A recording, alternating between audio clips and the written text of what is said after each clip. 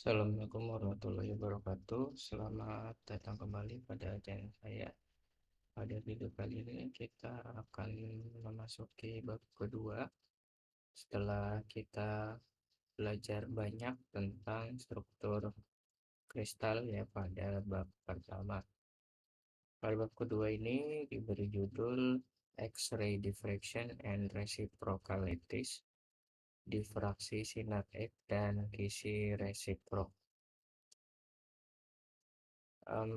Susunan materinya terdapat 1, 2, 3, 4, 5, 6, 7, 8, 9 ya. 9 subbab yang akan kita pelajari ya.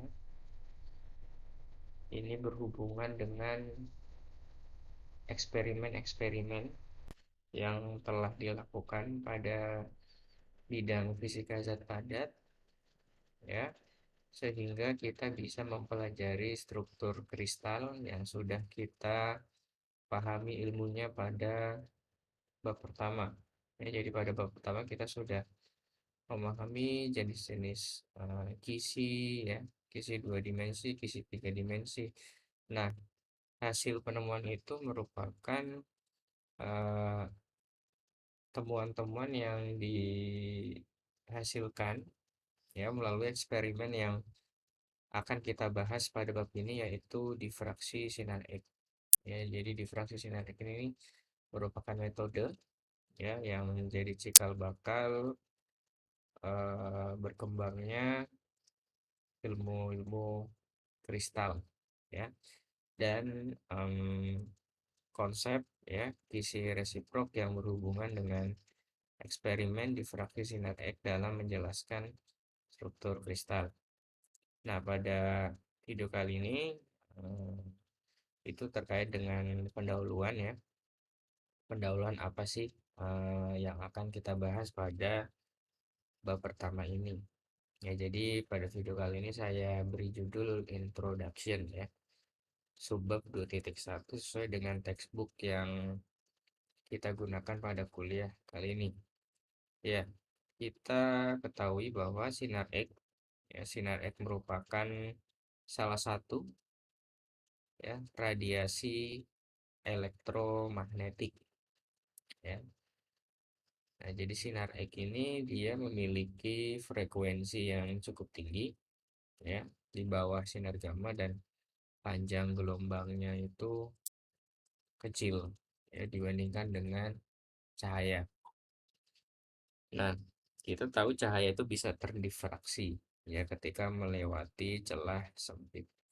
Nah, sama halnya seperti cahaya ya, sinar X itu juga bisa mengalami difraksi. Nah, akan tetapi berbeda dengan cahaya tampak, perbedaannya adalah sinar X tidak bisa terdifraksi dengan celah optik yang mampu mendifraksi cahaya. Ya, ketika cahaya itu bisa terdifraksi dengan suatu celah ya atau suatu kisi, nah maka kalau kita ganti dengan sinar X, nah sinar X ini tidak bisa terdifraksi kalau celah yang digunakan itu untuk difraksi cahaya tampak. Kenapa? Karena panjang gelombang sinar X itu sangat pendek ya. Ketika lebar celah yang dilewati sinar X itu jauh lebih besar daripada panjang gelombang sinar X, maka tidak akan terjadi difraksi. Nah, pada tahun 1912 fisikawan Jerman Max von Laue itu melakukan eksperimen dengan menggunakan kristal tunggal untuk menghasilkan difraksi sinar X. Jadi sudah melakukan eksperimen yang sangat eh, berpengaruh ya, karena dari percobaannya itu kita bisa mempelajari simetri-simetri kristal ya. Karena nah, kenapa kristal itu bisa menghasilkan difraksi sinar X ya. Jadi awalnya kita nggak tahu gimana ini sinar X itu bisa terdifraksi. Ternyata dengan menggunakan kristal sinar X bisa terdifraksi. Nah, alasannya adalah ya, kita ketahui bahwa kristal itu merupakan atom-atom yang tersusun secara teratur. Ya, jadi terdapat atom-atom di dalam kristal itu yang tersusun secara teratur dengan jarak antar atom itu dalam kristal itu berada dalam orde beberapa angstrom ya 10 pangkat -10. Nah, ditelusurin aja lebih lanjut ternyata panjang gelombang sinar X itu ya berada di sekitar orde ini, orde angstrom. Nah, karena lambdanya itu memenuhi syarat ya, katakanlah seperti itu. Nah, kristal ini mampu berperan sebagai celah alami ya, tiga dimensi bagi difraksi sinar X. Jadi kalau kita menggunakan cahaya itu celah sempitnya itu misalkan kisi ya gitu ya. Nah, di sini kisi eh, untuk sinar X itu adalah kristal yang berlaku sebagai celah sempit pendifraksi sinar X-nya itu adalah kristal.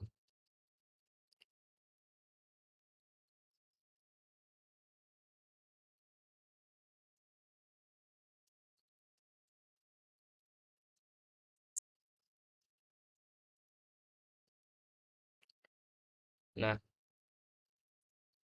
setelah Max von Laue ya, selanjutnya Frederick and Kniping itu melanjutkan hasil eksperimen Laue dan berhasil menunjukkan difraksi sinar X dari kristal lapisan tipis zinc blende ya ZNS yang strukturnya sudah kalian pelajari pada bab pertama. Nah, hasil eksperimen dari Max von Laue ini nanti itu di eh, foto ya, difoto pada pelat-pelat fotografi ya, pelat fotografi dan menghasilkan pola-pola spot-spot titik-titik ya, ya bintik-bintik hitam itu secara teratur. Nah, di sini sudah bisa tergambarkan bahwa terdapat pola-pola yang teratur yang dihasilkan dari hasil percobaan difraksi sinar X. Nah, pola-pola ini sering disebut dengan pola Laue atau Laue pattern dan dari pola ini kita bisa menjelaskan simetri kristal karena setiap kristal nanti akan menghasilkan pola yang spesifik.